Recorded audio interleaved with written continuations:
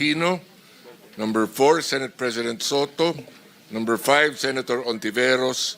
Number 6, Senator J.V. Ejercito. Number 7, Senator Marcos.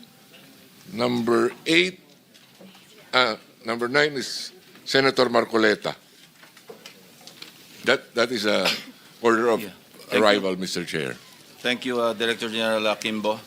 This hearing is a continuation of the Motu Proprio inquiry in aid of legislation conducted by this committee on the anomalies surrounding flood control projects, and the 2 privileged speeches delivered by this representation entitled Flooded Gates of Corruption, Parts 1 and 2.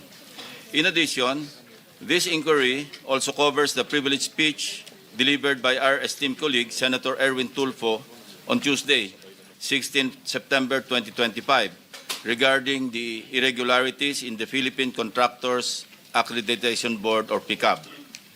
Let there be no mistake, this committee does not view any parallel efforts, such as privileged speeches or investigations, as a form of intrusion or competition.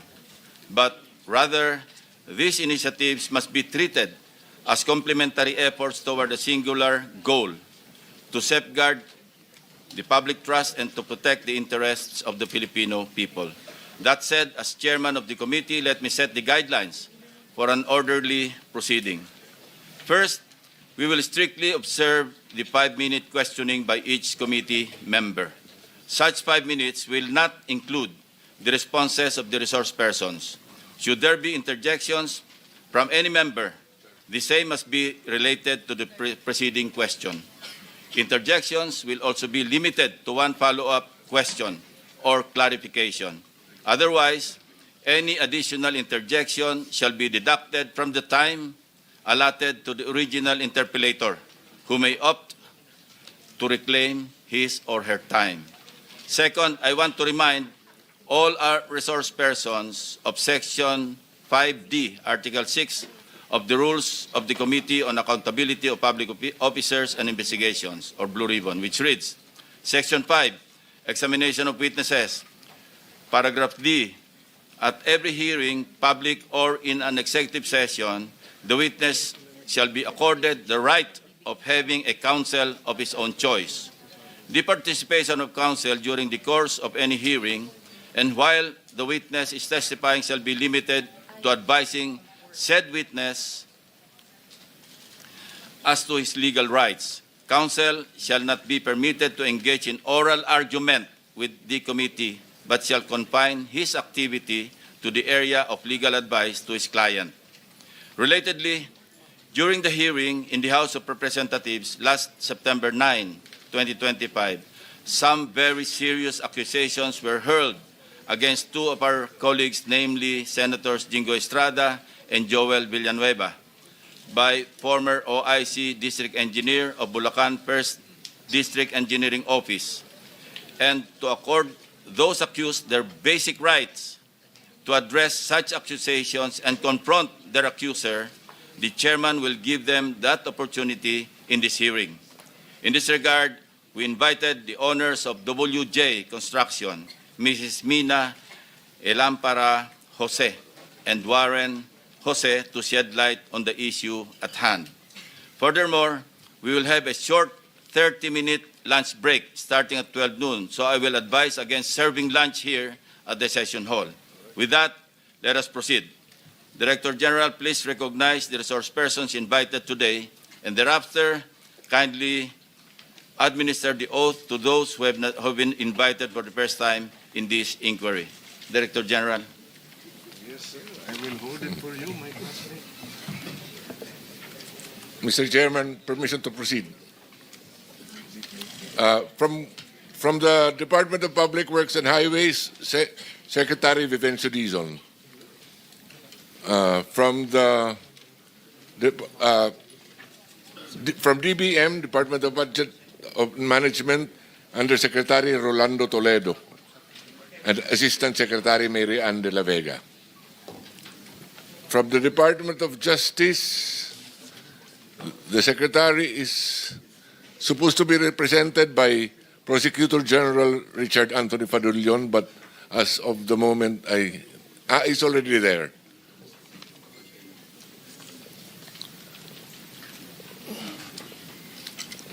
From the PAGCOR, they are represented by Assistant Vice President for Gaming, Licensing and Development Department. Also, Attorney Matthew David. From the BIR, we have Assistant Commissioner James Roldan. From the Land Transportation Office, Assistant Secretary Vigor Mendoza II. From the Philippine Contractors Accreditation Board, Dr. Pericles Dakay. Engineer Arthur N. Escalante and Engineer Ernie Bagaw, both from PICAP. Of the contractors, we have Mr. Mark Alan Arevalo, Wawaw Builders, Sally Santos, SYMS Construction Trading, Robert Imperio, IM Construction, Mina Elamparo Jose, WJ Construction, Pacifico Discaya, St. Gerard General Contractor Development Corporation. We also have the former district engineer of DPWH Bulacan First District. Engineer Alcantara had confirmed that he will attend. I don't know if he is arrived. Engineer Bryce Erickson Hernandez, DPWH Bulacan First District Engineering Office. Engineer R.J. Domasig and Engineer Merg Haron Laos. Undersecretary, I've been given a note that Undersecretary Janet Abwell from DBM is also here. That is all, Your Honor. Mr. Chair, I will ask. Mr. Chair, For a while, Okay. we will just administer the oath to those For those who are here for the first time, kindly stand and raise your right hand. Do you swear or affirm to tell the truth, the whole truth, and nothing but the truth in this proceeding? Thank you. You may take your seats. Well, it's a pleasure of Senator Marcoleta. thank you, Mr. Chair. In the agenda, I can see that Yusek Maria Catalina Cabral was invited, but I don't see her in this room, Mr. Chair. Why? May we hear from Secretary Vince Dizon? Mr. President, Mr. Chairman, good morning po sa members ng Blue Ribbon Committee, honorable members of the committee. I think for former Undersecretary Cabral, I just want to inform the body that I officially accepted the courtesy resignation of Undersecretary Cabral 2 nights ago. And I believe, Mr. Chairman, that I think she wrote a letter. No, she informed me by message late last night that she had written the committee to inform her of that, to inform the committee of her of the acceptance of her courtesy resignation, and thus I think requested not to attend. But of course, even if she is now just a private citizen and no longer part of the DPWH, I'm sure if the committee will require her to attend, she still must attend. No? But now no longer as a official of DPWH, but as a private citizen. Thank you, Secretary Dizon, for the information. Mr. Chair, I don't think her resignation will shield her from her responsibility. There are personal questions that we need to ask her. More particularly, Mr. Chair, your own expose, I still recall in your last privilege speech, her text message to Senator Soto is very damning. I mean, it is something that we need to properly process. It is something that is probably within the heart of the system of DPWH. So kahit na mag-resign po siya, it will not matter to us. There are personal questions that we need to ask. Salamat po. And the chair agrees. So if there is an motion to issue a subpoena and or subpoena duces tecum, then we'll put it into a vote. Yes, Mr. Chair, I move that former Yusek Cabral be still invited to appear before this committee? Invited or issue a subpoena? Or issue a subpoena?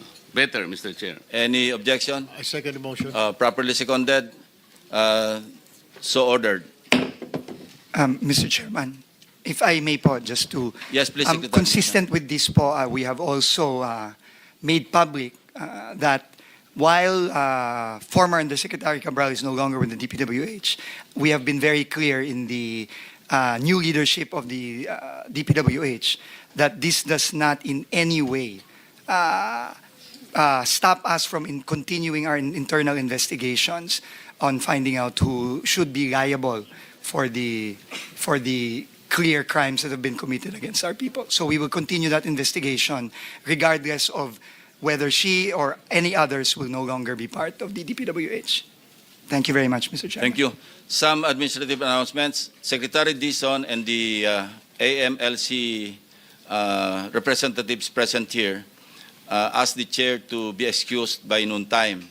So if there are questions that will be addressed to them, kindly ask the questions before 12 noon. Thank you very much. So Senator Pangilinan is recognized. Mr. President, I just conferred with the Vice Chairman. We are exchanging slots. He will go first and then I will follow. Chairman of the committee is recognized. Thank you, Mr. Chairman. As Vice Chairman of this committee, let me state at the outset, this investigation would not have been necessary had the concerned agencies simply did their job. The truth is they did not. What we see here is negligence, if not outright complicity, that allowed this flood control anomaly to thrive. Nobody lifted a finger. Nobody fulfilled their mandate. Nobody cared. As if corruption has already become the norm in this country. Or is it not? Is it? Is corruption normal in this country? This is what this hearing is all about, to come up with a law so this will never ever happen again. Let me start with the GPBB. Are you here? The Government Procurement Policy Board? Can you come forward, please? I have some questions for you. Yes, please kindly come forward and take your seats. Na-administer na sila. Hindi pa, sir.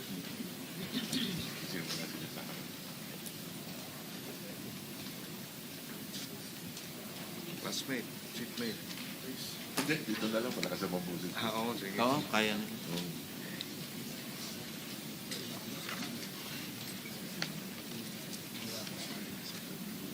And also, do we have the representative from the Bureau of Internal Revenue here? Committee Secretary? Yes, Mr. Chair. Thank you. Sige na, pakiano na sa GP po. Sige, Jinggoy. Sir. Kindly stand and raise your right hand. I already have. Okay, thank you. All right, thank you. Please proceed. Can you identify yourself, please? Resource person. Good morning, Mr. Chair, honorable members of the committee. I'm Maria Ginesha Rivera Guillermo. I'm actually the officer in charge of the Government Procurement Technical Support Office. I'm as well as an appointed Deputy Director General, Your Honor. All right. Based on the data, Mr. Chair, from the Philippine Center for Investigative Journalism, among the top 15 contractors that have been named by the President, the following had a poor, unsatisfactory contractors' performance evaluation. Tama po ba, nagbigay po kayo ng ilan? Tama po ba itong report ng PCIJ, itong SunWest, Legacy, EGB, Equiparco, MG Samidan, LRTK Builders, ay ilan lamang at high tone at real road edge, ay ilan lamang sa mga kontratista na may poor or unsatisfactory contractors' performance? Mr. Chair? Mr. Chair, Your Honor, the CPES report or the Contractors Performance Evaluation System report bears those po as the unsatisfactory po na rating nila sa CPES. Just to clarify, if I may, Your Honor, Mr. Chair, the CPES is posted po sa GPPB website. However, this is being provided po by the CIAP po. And it's part of our mandate to be providing this po as part of our transparency measure with respect to government procurement. So totoo po ito, yung report na ito pong 8 contractor na ito out of the 15 that were named, meron po silang poor unsatisfactory performance. Tama po? If we, Ma'am, Mr. just Chair, say kung tama or hindi po tama.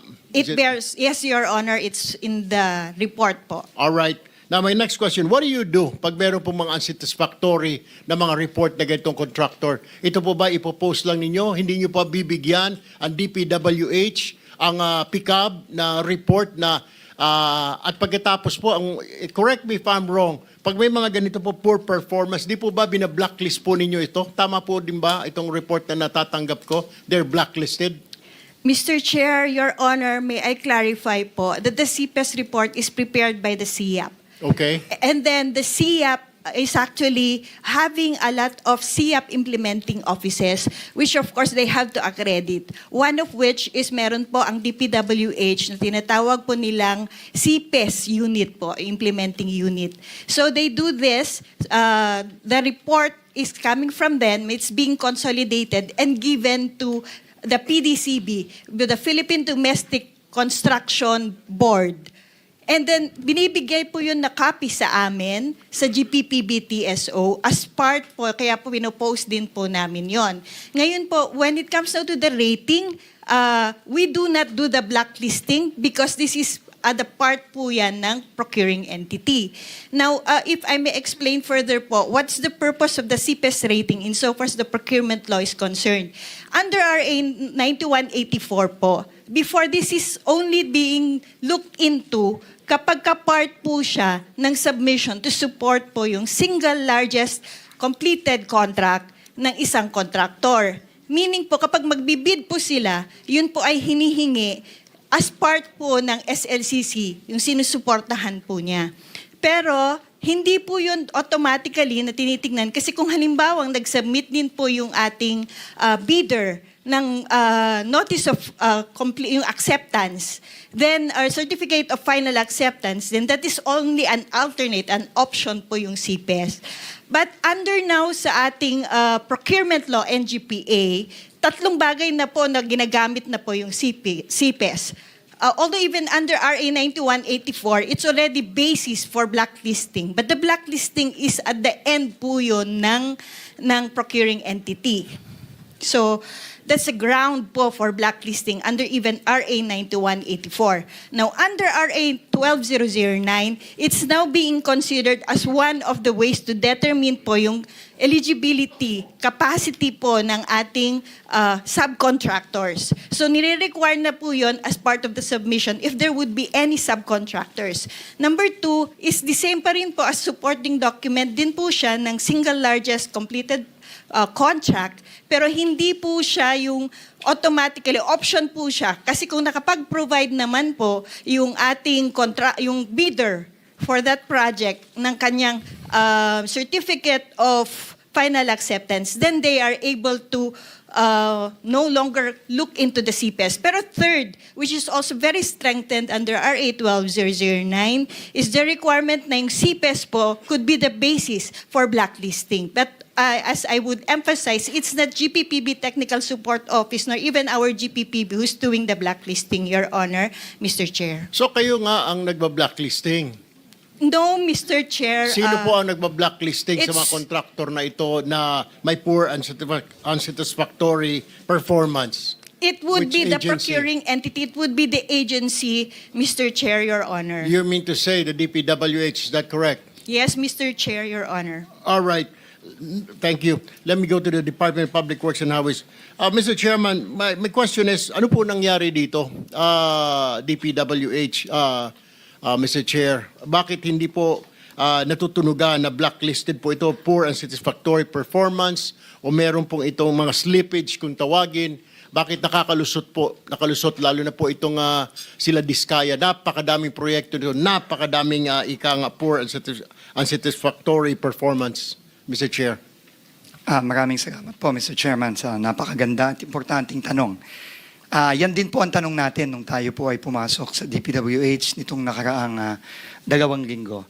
At to give you a straight answer, Mr. Chairman, tingin ko po, ito pong mga CPES na ito at iba pang mga safeguards at iba pang mga dapat gawin ng ahensya ay hindi po ginagawa nitong nakaraan. That is the simple answer.